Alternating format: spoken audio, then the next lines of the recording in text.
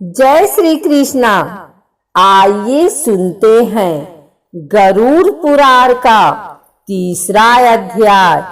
पुत्र और पौत्र यदि विधि पूर्वक अंतिम संस्कार करते हैं तो वह पुश्तैनी कर्ज से मुक्त हो जाते हैं। दाह संस्कार के अंतर्गत 6 पिंड देने की विधि है। पहला पिंड मुख स्थान पर, दूसरा पिंड द्वार पर, तीसरा पिंड चौराहे पर, चौथा पिंड विश्राम स्थान पर, पांचवा पिंड चिता पर, छठा पिंड अस्थि संचयन के समय शमशान घाट से आधा रास्ता पर रुककर लाश को स्वच्छ स्थान पर नहलाकर चारों दिशाओं में पूजा करनी चाहिए। तब इसे शमशान भूमि पर सर उत्तर दिशा में करके लिटाना चाहिए। जलने वाली जगह को साफ करके गोबर का लेप करें। इस स्थान पर पहले कोई लाश न जली हो। कुछ मिट्टी बटोरकर उसकी मूर्ति बनाकर पानी से छिड़क कर पूजा करके अग्नि की स्थापना करें। अग्नि की पूजा रंगदार चावलों से करते हुए अग्नि शक्ति को संबोधित करें। लोमन, इस संसार से यह प्राणी चला गया है, इस आत्मा को स्वर्ग प्रदान करें। इसके बाद चिता का निर्माण करें। लाश को उस पर रखें।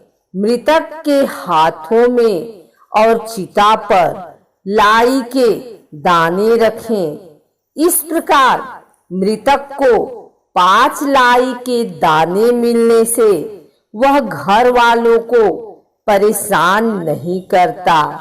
शमशान भूमि में शूद्रों द्वारा पहुंचाई गई वस्तुओं से वहां किया गया संपूर्ण कर्म निष्फल हो जाता है।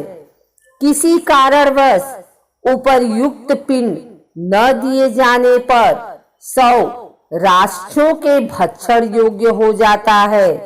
दाह कार्य में चंडाल के घर की अग्नि, चिता की अग्नि और पापी के घर की अग्नि का प्रयोग नहीं करना चाहिए। जब चिता में 100 का आधा शरीर जल जाए, उसकी खोपड़ी को किसी लकड़ी के डंडे से भंग करके ताकि वह पितरों की दुनिया में चला जाए, तेल मिश्रित घी अर्पित करें। पुत्र को इस समय भावुक होकर रोना चाहिए ताकि वह सदा प्रसन्न रहे।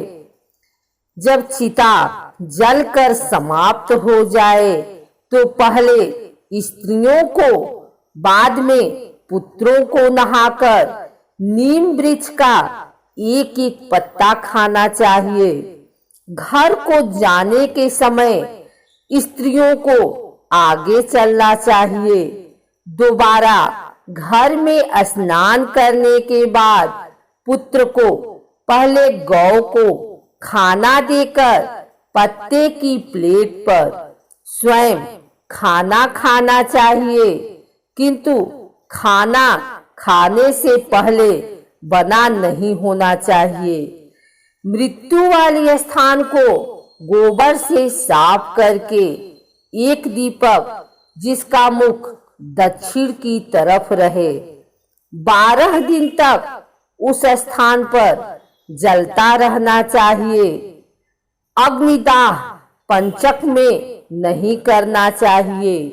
जो प्राणी पंचक में प्राण त्यागता है उसकी मुक्ति नहीं होती। दाह संस्कार भी नहीं करना चाहिए, वरना घर में एक और मृत्यु हो सकती है।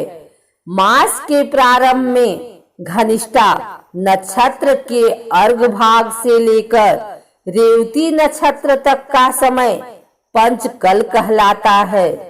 पंचक में दाह संस्कार करना हो तो कुश के मानवकार 4 पुतले बनाकर नक्षत्र मंत्रों से उनको अभियंत्रित करके 100 पर रख दें और उन्हीं पुतलों के साथ दाह संस्कार करें। पुत्रों द्वारा पंचक शांति भी करवानी चाहिए।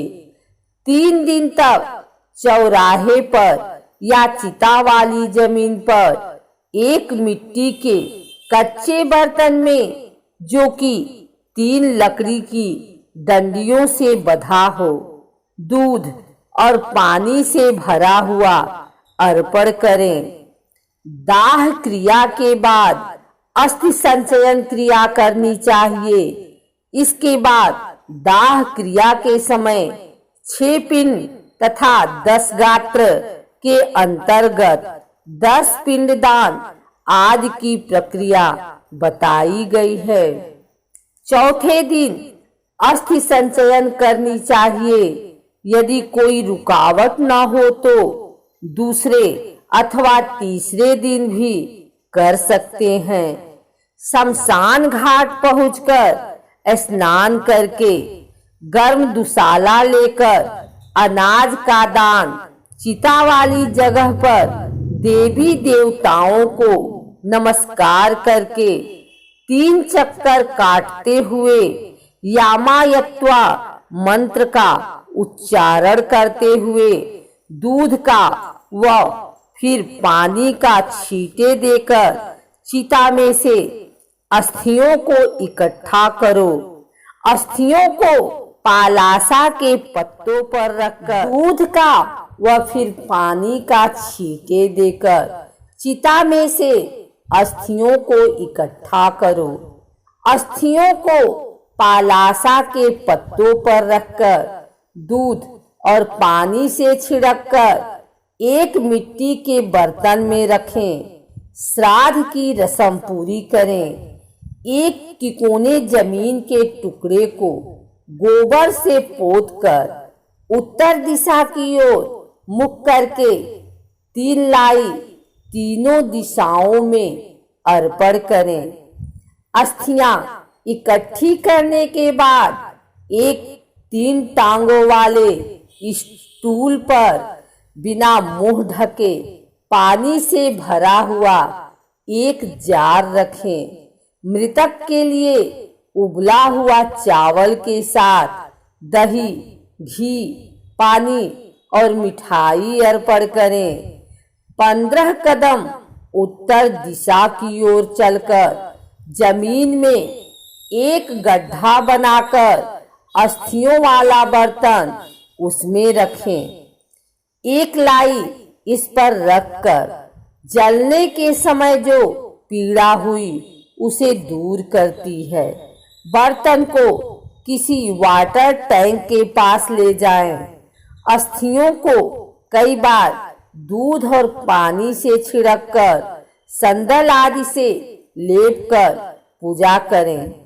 पत्ते के डिब्बे में रखकर अपने माथा और हृदय से छूकर गंगा नदी के बीच में छोड़ें। जिनकी अस्थियां पानी में 10 दिन के अंदर डूब जाती हैं, वह आत्मा ब्रह्मलोक से वापिस नहीं आती।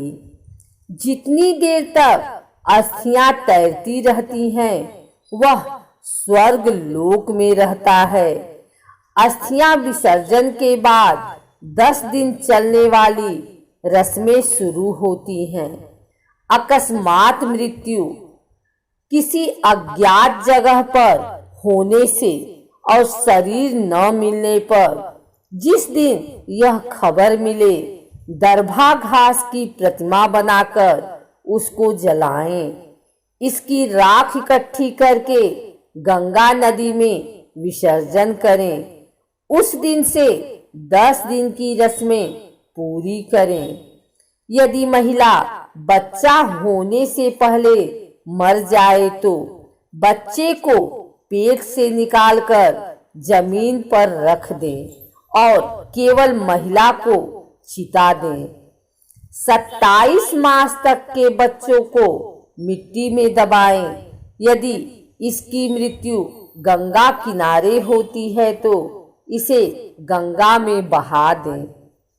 इनसे बड़े बच्चों को चिता देनी चाहिए और अस्थियां गंगा में बहा दें। बच्चों को खाना और एक एक बर्तन पानी का दें। पेट में बच्चा मरने से कोई रस्म नहीं।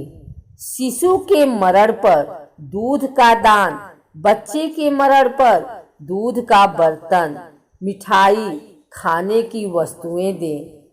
मलिन सौदशी के बाद मध्यम सौदशी श्राद्ध, विष्णु और 5 देव श्राद्ध एकादशी को किए जाते हैं। विद्वान ब्राह्मणों को कूश या चावल के चूर्ण से ही साँड़ का निर्माण करके उसका उत्सर्ग करना चाहिए।